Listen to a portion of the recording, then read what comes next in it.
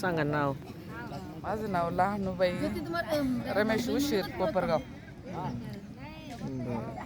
किती तारखेला सुरू केली परिक्रमा? ती आता 4थं वर्ष झालं. मला तारीख नाही एवढं देण्यात राहिलं. दिपाळी झाल्यावर चालू केली. नोव्हेंबर मध्येच असं दादा गुरूंच्या सोबत चौथी. गुरूंच्या सोबतच केली. पण दादांचे लय अनुभव आले मला, खूप अनुभव. दादा कधी कधी अशी शंकराच्या रूपात दिसत्या, कधी कधी त्यांच्या पाठीमाग गणपती रेवा शंकर दिसत्या आरतीच्या टायमाला. जर डोळे लावले ना आपण इतकं भारी दिसतो. कधी कधी दादाचे चेहरे बदलत्या.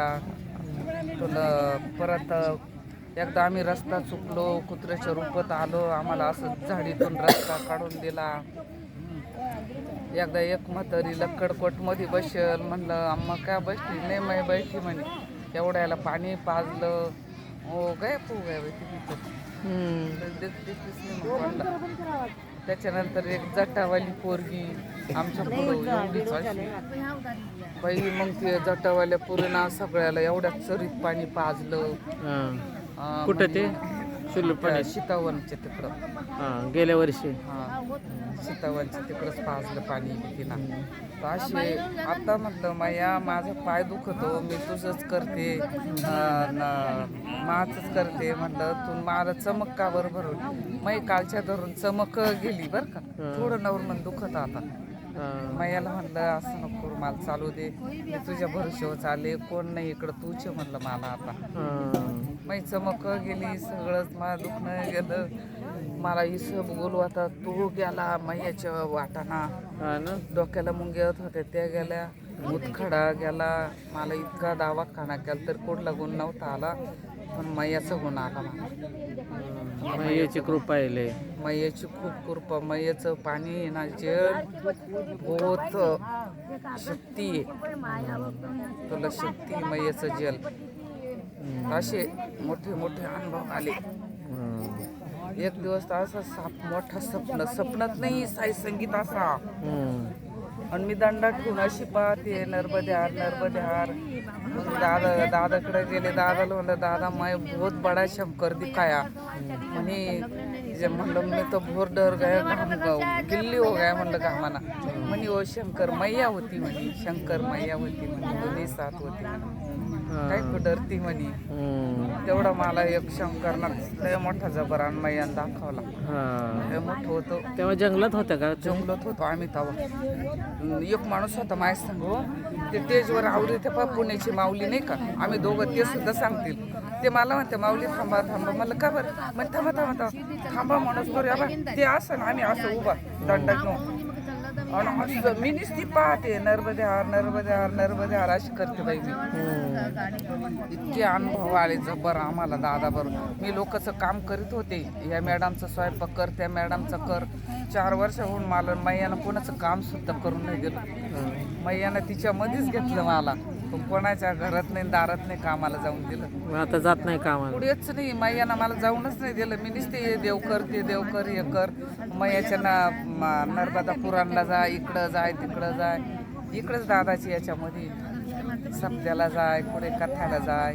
असंच इतका म्हणजे मैयाना भक्तीच्या वाटा दाखवल्या आम्हाला. घरी असतील ना मालक वगैरे? नाही माझे मालक गेलेले. मुलं? एकच मुलगी आहे. तिचं लग्न झालं असेल? लग्न झालं तिला. कुठे राहते ती? मला असं गावात राहते. जावई पण खूप चांगले आहे माझे. आता बरेच वर्ष तुम्ही परमार्थातच आहे म्हणायचं. त्याच्यामध्येच मी किती 10-15 वर्ष झाले असते? नाही माझ्या मालकाला आता 7वं वर्ष. नाही हे परमार्थाला लागून 7वं म्हणजे त्यांना 7वं आणि मला 4थं चालू झालं या संप्रदाय. गोडी लागली.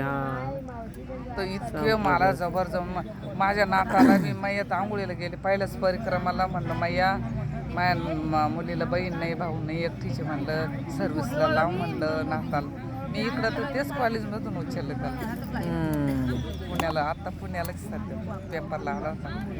कधी ह्या वर्षी का गेल्या वर्षी? एकदा आरतीला दादा ना आम्ही एका जंगलात थांबलो ना.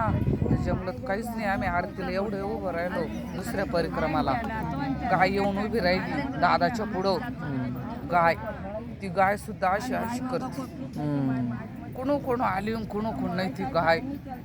बाई दादानं तर डोळेच लागले होते सगळ्यांना. पण मग नंतर सगळ्यांना सगळ्यांनी दर्शन घेतले तिच्या पायाचे शेपीचे.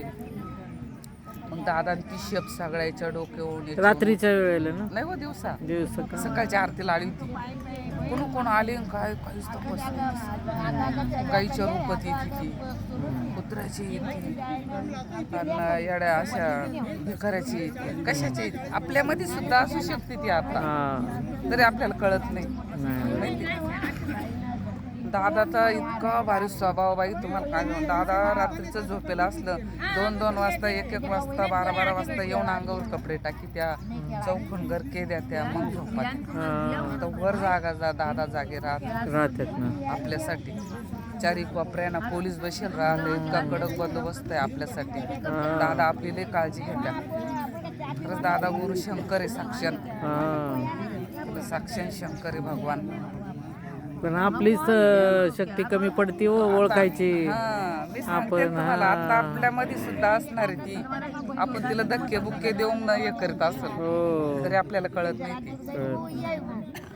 असं आहे. एवढ्यापर्यंत आम्हाला अनुभव आले.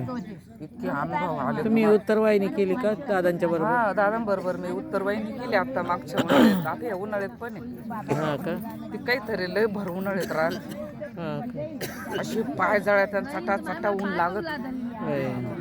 चटा चटा ऊन लागत. ती एक झाली 3 पायी पण त्याच्यात जास्त नसेल ना चालायचं एवढं? नाही 17 किलोमीटर राहत रोज?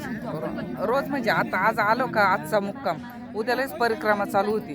परिक्रमा चालू झाली का लगेच दुपारून जेवण करायचे आणि गाडीत बसायचं आपल्या घरी जायचं. होय. 2 17 दिवसाचाच किलोमीटर? खेळ आहे. हा 17 किलोमीटर फक्त? सापुताऱ्याच्या आमून जावं लागत आपल्याला. हा का हा सापुतारा बोरगाव असं. आणि टिलेकवाडा, हा. टिलेकवाड्यावरून असं परत वडीत बसून परत वर चढावं लागत. सापुतारा तिकडे आहे ना ते सुरतच्या रोडला? इकडे वणीच्या अंग, हा तेच की. वणीच्या अंग तिकडं पण जातात का आपण उत्तरवाहिनीला? उत्तरवाहिनीला येतं ना, याला मोबाईलला येतं ना. बरं बरं. माझा नंबर घ्या, मी तुम्हाला सांगेल कधी जायचं काय. मी पोरायला इच्छित तो छत्री धरतो ना, हा, तो मी मुलगा मानेल दादाच्या हाताने. हा. कारण मला मुलगा नाही ना, मग दादा म्हणे अवदेशला अम्मा को ध्यान दे दो म्हणे, वो तेरा लडका आहे म्हणे. मग तो आहे ना माझ्याकडे येता जाता ध्यान देतो. अम्मा खाना खाया का असं तसं. चालतंय. नर्मदे हर नर्मदे नर्मदे. हर नर्मदे.